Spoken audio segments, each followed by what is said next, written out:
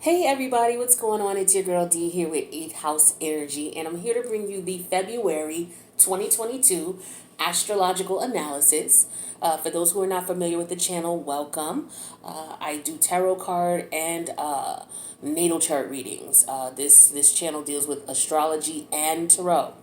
So if you're somebody who enjoys astrology and understands that the next level to tarot is astrology, this is a channel for you. If you're just interested in, basic tarot, this might be a little bit more advanced for you. But if you're interested in learning, feel free to just check out the channel, subscribe, hit the notification bell, and check out the community tab because I put a lot of information in there. So yeah, with this astrological analysis, I do this monthly. What I do is I talk to you about the planetary alignments, where they are, how they could be affecting us on a global scale, and how they may be affecting you independently. So as far as it affecting you independently, you're going to want to confirm where these trances are occurring in your chart. So you would have to be somewhat familiar with your chart, or at least to be able to pull it up to see where these planetary alignments are, and to understand what area of life they'll be affecting you in the most. Okay. So we're going to start with, why not? Let's start with Capricorn. I mean, there's so many planets there in Capricorn right now. What you may want to pay attention to also is the fact that all of the planets are all on one side of, if you drew a circle and divided it up into 12 sectors representing 12 areas of life, half of the chart would have planetary energy and the other half has absolutely nothing. So we're going to start with Capricorn because that's where we have all the planets at. Right now, there's 4 planets there, Mercury and Venus. They are in retrograde energies still, only because Venus went direct on the 29th. Today is January 30th at the time of this recording. So yesterday, Venus would have stationed direct or started moving direct. Mercury is going to station direct on February 3rd. Now, keep in mind, whenever a planet comes out of retrograde, we're still dealing with the remnants of that retrograde energy. So we're going to be feeling these retrograde energies from Mercury and Venus all throughout February. Maybe the last week of February is when we'll start being clear of those energies. And you know what Mercury retrograde is about. If you don't, you can do some research on that. Just be careful with spur of the moment travel plans, reconnecting with people from the past that you haven't confirmed getting back together with. Hold on a sec. So yeah, sorry about that. I stopped, but I was talking about the retrograde energies with Mercury and Venus, and we're going to be feeling those up until the last week of February. We'll be clear of those energies. Now with Mercury, Mercury, like I said, be careful of all the stuff that comes with Mercury retrograde. Now with Venus retrograde, we're dealing with our values, what's important to us, what we love, what we appreciate. We're dealing with money as well. Pluto is in Capricorn as well, which also deals with money. But Pluto deals with power struggles. It deals with intensity. It deals with creative destruction, destroying something and building something anew. And then we have Mars that has entered into Capricorn as well this past week, right? And Mars is basically lighting the fuel. So a few things that we can see globally in reference to Mercury, Venus, Mars, and Pluto all being in the house of Capricorn. We want to talk about the house of Capricorn. What energies does Capricorn represent? Like the sign that the planets are in, this is the way that the planets are going to, how can I say this? The sign itself is how the planetary actions, like the rules of the planet. The planet is telling the house, it's ruling the house, telling the house what to do. And the way that it's going to be manifested, or the way that you will see it, is through the actual sign. So we're dealing with Capricorn. So we're dealing with ambition with Capricorn. We're dealing with conservativeness.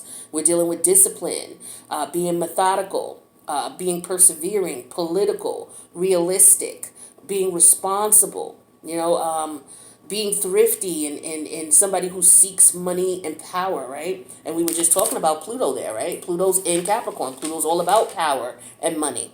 Venus is all about what we love, what we appreciate, what we spend our money on, what we put energy and effort into as far as what melts our heart, right? Now, when we're dealing with Pluto and Venus on the dark side of things, because you have to deal with planets on the positive side and the dark side. you know, that's about money. So a lot of people are having problems with finances right now. Okay, that energy may clear up as we get through February. Okay, financial difficulties. Pluto and Venus both being in Capricorn. So one of the things you may want to consider is being more conservative. You probably already are. How can I save money? How can I be more disciplined in reference to my spending? Where, if I want to, take a risk on something, where can I take it where it will make money for me? It will make sense for me. Right? So we're doing those types of things. And then, with Mars and Pluto, those are energies ripe for war, and we know globally, Ukraine and the Soviet Union are at it. I was doing a little research on the information on the history of the Soviet Union and the Ukraine, and this is what I found out. Ukraine was part of the Soviet Union. The Soviet Union was established December 30th, 1922, right? So December 30th, that's Capricorn season, right? And what happened was Ukraine separated from the Soviet Union December 1st, 1991. They elected their first president. So December 1st, that is Sagittarius energy, right? So we're dealing with Sagittarius Capricorn energies for these two planets. Ukraine used to be a part of the Soviet Union and it claimed its independence. It's 31 years old this year, the Ukraine. So it's going through its Saturn return. This is why all of this crazy shit is going. I mean, you can correlate it to what's going on with the planets. So this is what's going on with the Ukraine, right? With the Ukraine and Russia type of thing. So Ukraine wants its independence. Russia's like, nah. You're not going to keep your independence. Ukraine has been fighting for 31 years and they're dealing with their solar return. So I guess we will see what happens with this. And again, Pluto and Mars in Capricorn, that could be a war in reference to, remaining independent and remaining free. Because if you think about the house of Capricorn, the opposite polarity is what? Cancer. Cancer deals with your home. Right? Your home, where you live, where you reside, your home country. The U.S. is a Cancer country, right? So our part in this is, with Pluto and with Mars and Pluto, we're supplying weapons, or, from what I understand, that's what we were doing. I could be wrong. Let me know in the comments if I'm wrong about that. But I believe we're helping in that sense where we're supplying weapons, we're sending weapons over. So, Mars is about war. Pluto is about, death and rebirth. So unfortunately, with these energies going on, and then Venus, fighting for what you love. And then Mercury's there recording this, advertising it, putting it out into the world so that we see what's going on there. So that's on a global scale of what we be experiencing with Mercury, Venus, Mars, and Pluto all in Capricorn. Now, on a personal level, you want to see where these planets are in your chart. What area of life are you experiencing change? Death, rebirth, where you're reevaluating what's important to you, what's valuable to you, what you're spending your money on, why you're spending your money. Also, if there's any indulgences that you could be dealing with, or power struggles in reference to indulgences that you may have. How you communicate, and the way you communicate how you feel about these changes, these power struggles, whether you understand it internally and you're processing it in the manner in which is most healthiest for you, or whether you are communicating what you're feeling to other people, right? So just pay attention to these energies and figure out where they are in your chart. And once you figure out where they are in your chart, that is the area of life that you can just stop and pay attention to what's going on, and you'll see that there's change there. All right. So the next planet we're talking about is Pisces. Actually, after Capricorn comes, we're not going to do it in that order. So the next planet I'm going to talk about, or the next sign I'm going to talk about is Pisces. We got two planets there. Okay. So in the house of Pisces, we have Jupiter and Neptune. Now, Neptune rules Pisces naturally. So, this is a good placement for Neptune. And then we have Jupiter there. Jupiter is the old ruler. Like if you go back to old astrology, Jupiter ruled Pisces. So these are good placements for Jupiter and Neptune. And so when Jupiter and Neptune rule this house, the way it's going to be manifested is through the energy of Pisces. And so what is that energy like? Pisces is it's a very artistic energy. It's very charitable, extremely creative. Pisces is like a dreamer energy. So your ideas, your things that you dream about, the things that you are important to you, what you value, your ideas. This is also about, the mystical energies, because Jupiter and Neptune are spiritual planets. But Jupiter also deals with expansion and growth, good luck, good fortune. So wherever Jupiter is, wherever Pisces is in your house, you could be experiencing these positive energies. You could also be experiencing growth spiritually as well. It could be anything from paranormal activity to you being able to take risks in this area and being able to benefit from it. Now, Pisces is a peaceful energy as well, very spiritual, a very serious energy too, is what you want to consider. Very imaginative, very creative. So this is really creative energy. So wherever Pisces is in your chart, look to see what area of your life that energy is in. And that's an energy that you would be able to, if you, maybe just separated yourself from others for a minute and just meditated on that energy, decided what it is that you want to improve on in that area of your life, and then move forward with it, you would be good. Now, on a spiritual, on a global level, with Pisces, we're seeing a lot of new music coming out. A lot of people using this energy that, this post-COVID energy that we're coming out of, where everybody was isolated. We didn't know what was going on. Out of that energy comes a birth of something new. And so people are expressing themselves creatively via music, art, fashion, design, dance, dance mostly with Pisces, of course. So dance, movies, theater, recording, film recording, documentaries, things like that. Especially spiritual as well. People could be getting released from prison. People could be going in prison. People could be wanting to isolate themselves from people. All sorts of energies. So take a look at where Pisces is and see how that may affect you. Now we're going to move on to Aquarius. Now, the new moon goes into Aquarius on the 1st, right? But we already have Saturn there.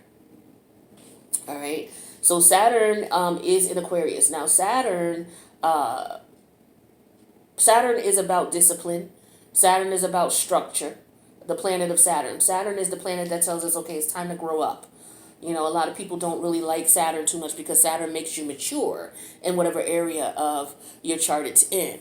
And so we have it right now globally in Aquarius. So Saturn is letting us know there's rules, there's regulations, there's constrictions. And the way that they're coming out will be in the Aquarius energy. So it's like the government is saying, okay, here's the rules of what you can and can't do. And it is for society. This is what's best for society, because Aquarius deals with society. Aquarius deals with humanitarian efforts, humanitarian rights, anything that's done for the collective, how we set things up and participate in group environments, and how we deal with our friends socially, or just how we socialize, period. Long-term growth, long-term stability, long-term plans, maturity. This is the energy of Aquarius. And so, it may come out more as, like I said, friendly, more logical, because we're dealing with air energy, very inventive. So because of the changes that we've experienced, there's been a lot of creative energy. Like if you tap into that Pisces energy, that Jupiter and Neptune energy, right next door to it is Aquarius. So you got Jupiter, Neptune conjuncting Saturn. So Saturn could be saying, okay, well, here's some restrictions in what you can do for people, but Jupiter's like, okay, well, how far can we take it? And Neptune is like, how creative can we be with it? So this is what we're experiencing on a global level. But independently, you want to see where Saturn and Aquarius is in your chart. And you may want to see where Saturn is telling you, hey, you need to change up. Because when you do something messed up with Saturn, Saturn going to correct you right away. You're going to know, oh, this don't work anymore. I can't do this anymore. For example, you could put on a pair of jeans that you had from high school. You can't get them up. Okay, that's Saturn telling you it's time to grow out of, you've grown out of those jeans. It's time to get a new size. It's time for you to throw those away. Right? But we're looking at it more so on a humanitarian effort. So like I said, with Saturn and Aquarius, this is the government putting rules in place, long-term rules, regulations in place that are to help, the humanitarian cause or the humanitarian effort. And on a personal level, you'll see where Aquarius is in your chart, and you'll see where you'll be implementing rules, where it's like with your friends and your social life and group environments. Okay, am I going to go out to this party? I know we got everything going on with COVID. Some people even go as far as, okay, if I throw a party, do I need to, depending on where I live, do I have to ID everybody as far as with COVID? Does everybody have to have a COVID pass in order to get into my facility? Well, if you live in the great state of New York and you own a business, they're buckling down. You may have to. I know some rules just were implemented and passed within the last couple of weeks. But, prior to that, if you owned a business or an establishment, you literally in New York, you had to ID everybody before they could come in. So, those things could be changing depending on what's going on in your area. So that could be something that you could be experiencing. Whether you're somebody who's pro or anti-vaccination is not the point. The point is there are rules and regulations being put in place in reference to group environments. And wherever Aquarius is in your chart, you're going to see where that might be affecting you most, okay? Now, also, in Aquarius on February 16th, so we got the new moon in Aquarius. So new moons are all about, the beginning of new cycles. So in those areas of your life where Saturn and Aquarius are, you may want to check and see if there's anything that you may need a little bit of help with. If you're being too rigid, too structured, if Saturn is telling you, look, it's time for you to let this go and you're having a hard time doing it, you can, put some intentions out there to help you to get through the transformation as smoothly as possible. Right?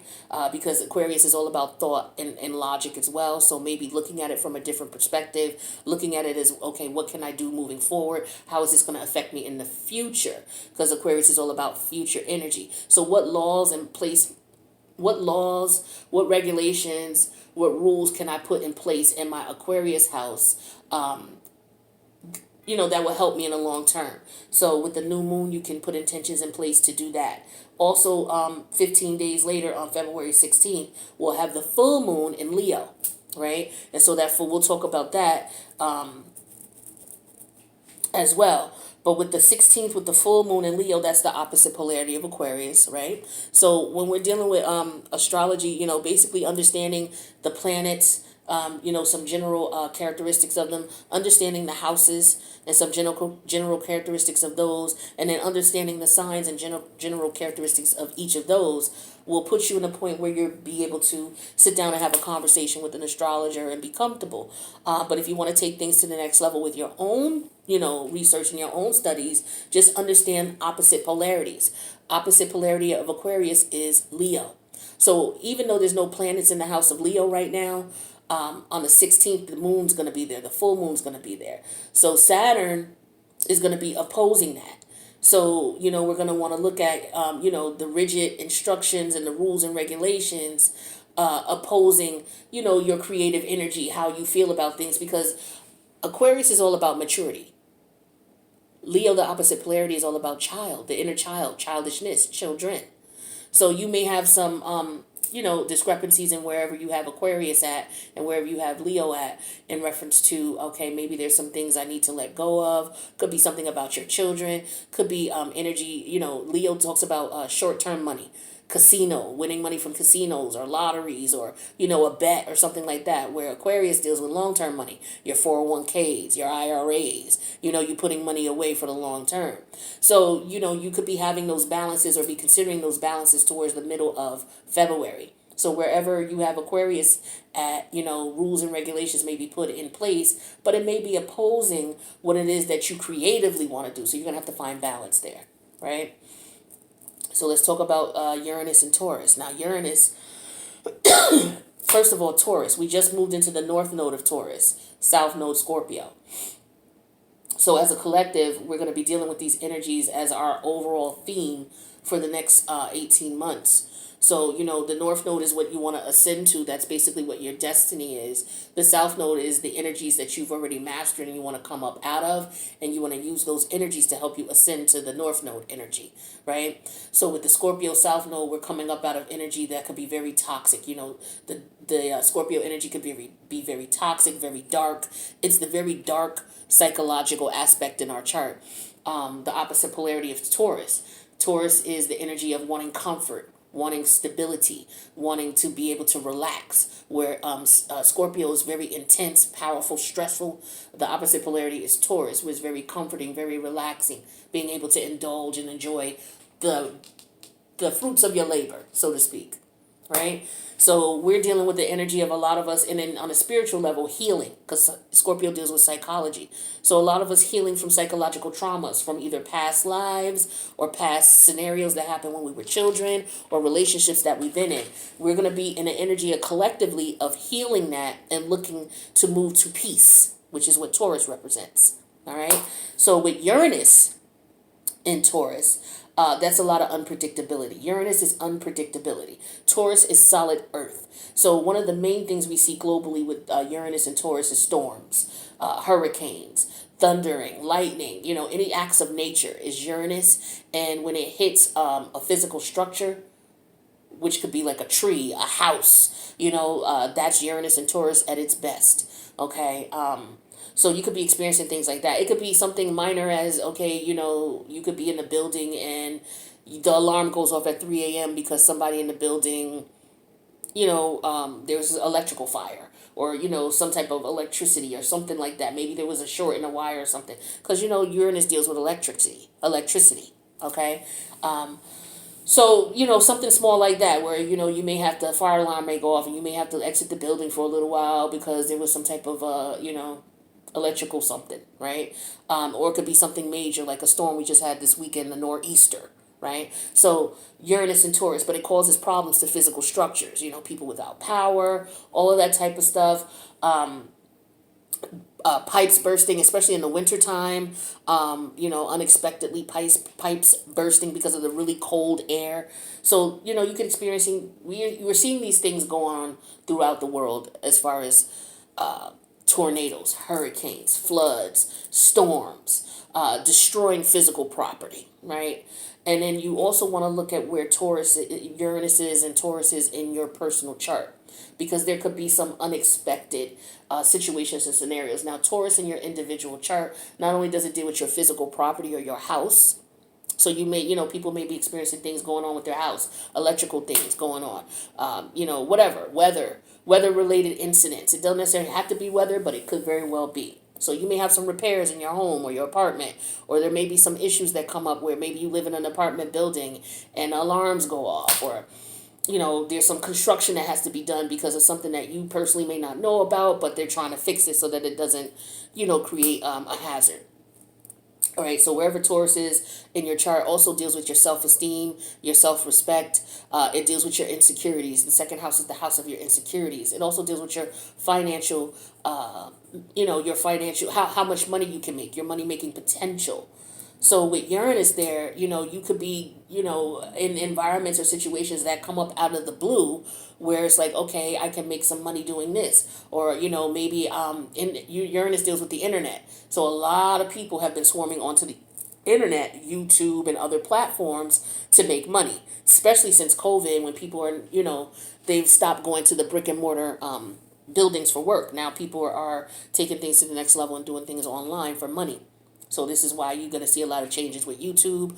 I myself have been affected. A lot of other people and other channels have been affected because there's such an influx of people coming on to YouTube now where, you might have been, doing well with YouTube. And now all of a sudden you may notice that your subscription counts may drop, or, you may not have the same amount of audience watching your videos as you used to. Maybe that's dropped significantly, but because of the algorithms and such an influx of people coming onto YouTube has to adjust for this in some way, shape, or form. So a lot of us, we see that in what's going on in our creative aspects as far as online. And it may not just be YouTube. It could be other platforms that are changing up because, again, you have such a large amount of people coming into the online platforms and leaving the traditional brick and mortar. Or just people working remotely. It's not even about YouTube either, but for those of you who can relate, you understand. But, just people making money online now. Period. There are more people working remotely than ever in the last 50 years. Okay, so you got that going on as well. So you definitely want to keep that in. And the opposite polarity of Taurus is Scorpio. So Scorpio is the psychological ramifications of your insecurities. It's the psychological ramifications of, or the reasoning why, you may not be making money, or why you're having problems making money. Uranus and Taurus also deals with the unpredictability of the stock market, right? Why things have been going up and down, because Taurus deals with your money. Uranus deals with unpredictability. So, Uranus is going to be in Taurus until, let me see. Uranus is going to be in Taurus for a while. Direct. It goes retrograde August 24th. So, again, with Taurus and Uranus being in the North Node, that's all about future movement, people moving towards being comfortable, doing whatever they can financially to make themselves comfortable. So that's what's going to be going on with you personally and on a global level. So changing of stocks, people trying to figure out what's the best investment, highs and lows, because people are moving their money and they're panicking. And, back in 1922, I believe what was 1929, the stock market crashed. That was Taurus North Node, Scorpio South Node energy as well, right?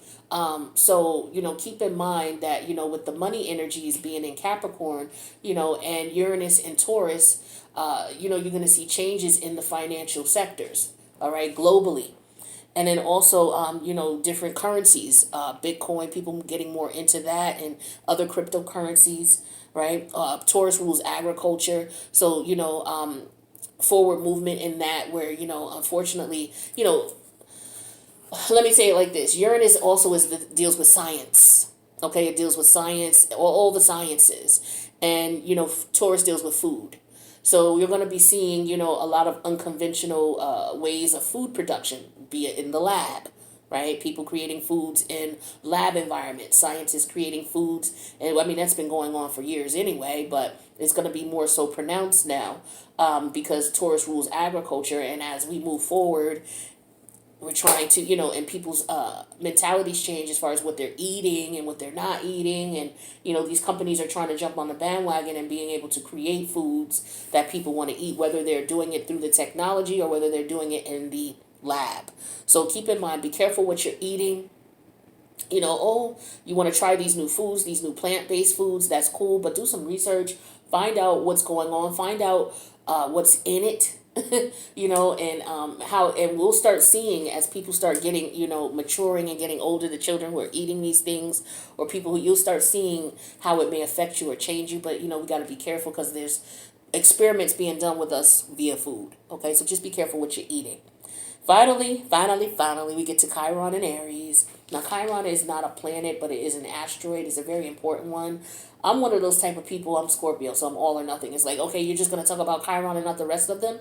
Not the rest of the the asteroids? They're very important, too. You can't talk about one without the other. But I do talk about Chiron because Chiron has a lot to do with our past life energy, and it has a lot to do with our struggle. Right, so wherever Chiron is in your chart, or wherever it was natally, that's where you're dealing, because Chiron and Saturn are related. Saturn is actually Chiron's father, so Saturn deals with your lessons from the past, your karma from the past, and so does Chiron. They are connected. So right now, for the planetary, for all of us here on Earth right now, no matter where you are globally, Chiron is in Aries. So this is all about surviving regardless of what's going on. Aries is like, all right, you know what? I got to do what I got to do. I got to keep moving regardless of what's going on. So Chiron is an energy of, okay, you're wounded, but with the Aries energy, you're going to press on anyway. So, if you're natally born with Chiron and Aries, I am, you're the type of person that's like, okay, shit happened, but, I still got to keep going. Yeah, I'm not feeling well, but I still got to make this money. So what do I got to do? Or I can't do this, but I still got to move this way. So what do I need to do? How do I need to do this? You're going to persevere regardless. So regardless of what we're experiencing and what's going on, wherever Chiron is at in your chart, that's the area where you may be experiencing some suffering, but you're still going to have to get up and go. So you want to take that into consideration, maybe tie that in, because Aries is the opposite polarity is Libra. So it could have to do with, you being independent from others, or you, how you feel about things in reference to your relationships, your marriage, your partnerships, your legal partnerships, things like that.